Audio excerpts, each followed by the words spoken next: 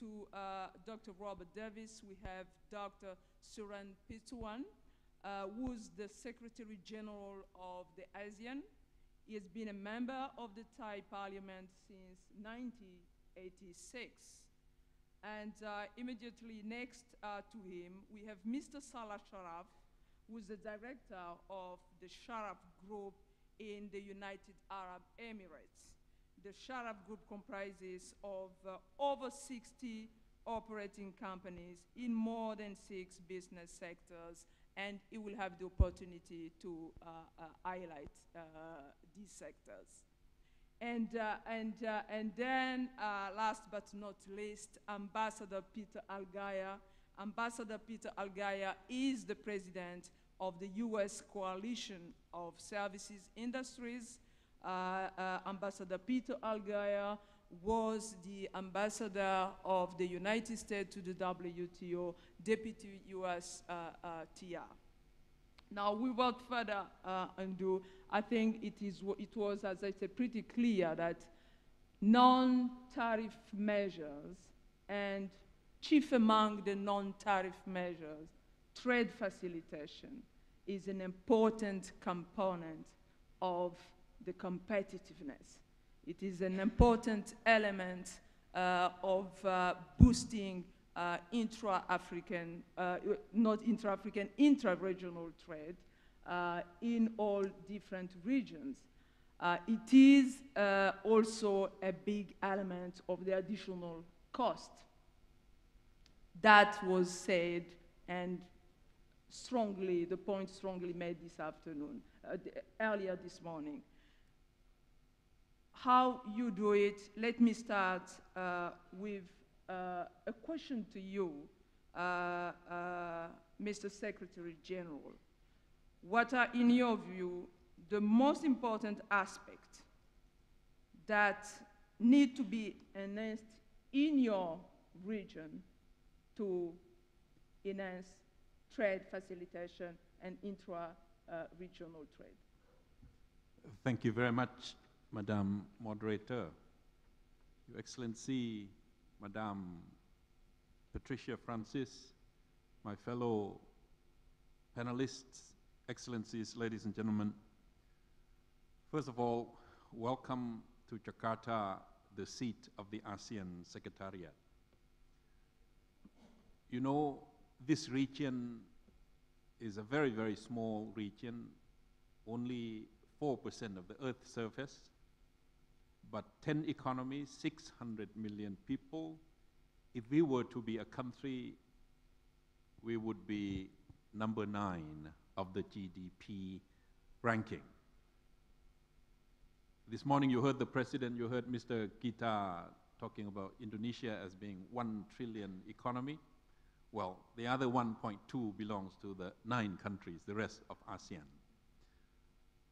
We aspire to make this landscape one integrated market with 2.4 trillion trade volume. The issue that we have found out is this: trade between and among ourselves is only 25% of that figure, about 600 billion US dollars. Now that's lower than NAFTA, 48, 50%. That's lower than the EU, 68, 70%. The only way that we can increase that percentage, that portion of intra-ASEAN trade, will have to be the facilitation for the SMEs to cross borders from one economy to the next. Because for us, just like anywhere in the world, SMEs are contributing 85, 90% of jobs, 75, 80% of GDP, 20+% of export. So without facilitating them, without helping them to, this morning the President said, have access to the market, have access to the capital, to the finance, and to the technology, it would be very difficult for this landscape, this one, ASEAN, to become one integrated, one economic community, strong, equitable, competitive, and being able to be integrated with the global market seamlessly. You have heard the President, Mr. Kita, and Madame Francis this morning talking about the need to improve logistics, the need to improve infrastructure, soft and hard. We have found out in ASEAN that enhancing ASEAN connectivity, and we have our master plan for connectivity, both infrastructure, hard, and institutional, rules, regulations, quality standards, and people-to-people connectivity. If we enhance our own connectivity and facilitate closer logistics, connectivity, we will certainly be deepening and widening the production and the distribution networks of ASEAN and become more entrenched in the East Asia and the global economy. Between 2006 and 2007, production network exports. This landscape has been spurred by production network from Japan, from Korea, into the landscape. We export to each other parts, we export finished products to each other. But the network of production that has been created certainly has helped this landscape very much. But between 2006 and 2007, production network exports accounted for 66% of total manufacturing exports in ASEAN, up from 56.8% between 1992 and 1993.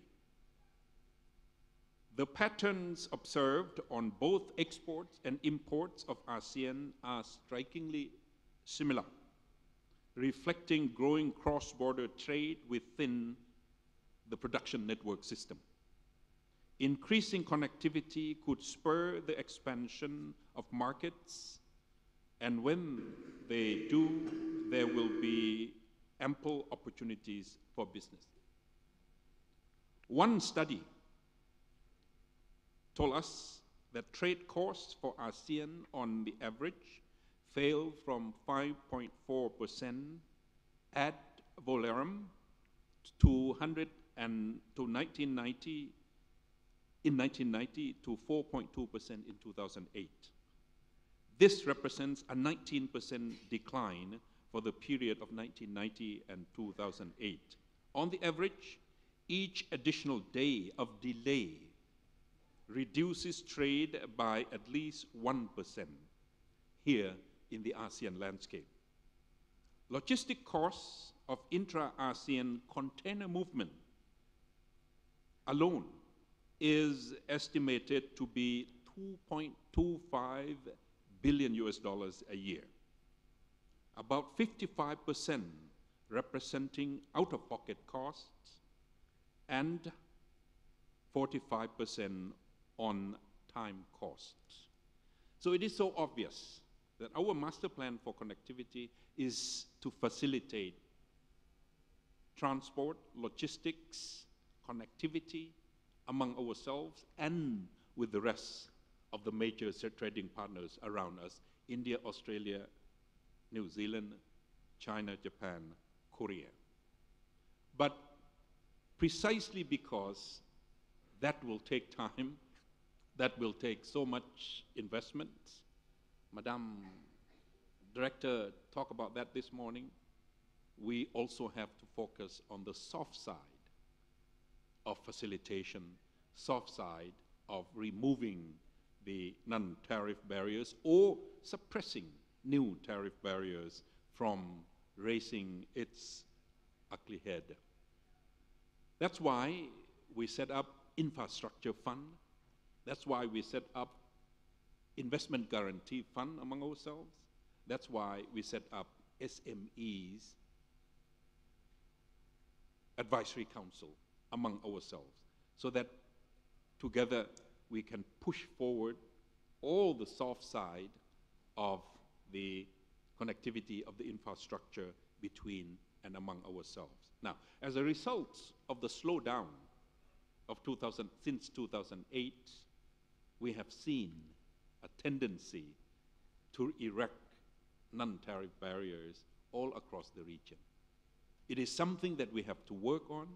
It is something that we have to convince our partners, our members, not to be tempted to that, because in the end, it's going to reduce even less trade among ourselves and make us less competitive and will restrain us from achieving what we want to achieve, and that is economic community by the year 2015. Now, these are the efforts that we are making daily. We have been able to ratify about 73% of all major agreements that we need, part of or that is contained in our economic blueprint. But the challenge does not stop at the ratification of all these agreements.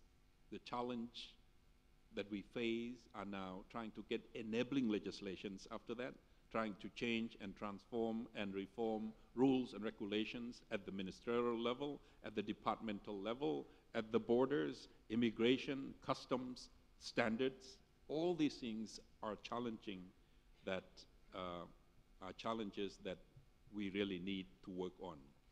I'm not going to say that it's all perfect here, but I'm saying that we are working on these issues, and we are working with our dialogue partners. We are sitting in the middle of the larger, emerging, and performing and dynamic market of East Asia. We are trying to synthesize, we are trying to take the advantage of the environment, but we among ourselves still have a lot to work on, a lot to do. And this kind of encouragement, this kind of commitment that you have brought to the heart of ASEAN, and that is facilitate, open up, reduce barriers, certainly are the message that is very much welcome, and I do hope that we can also take advantage of a lot of things that you are deliberating upon here. Thank you very much.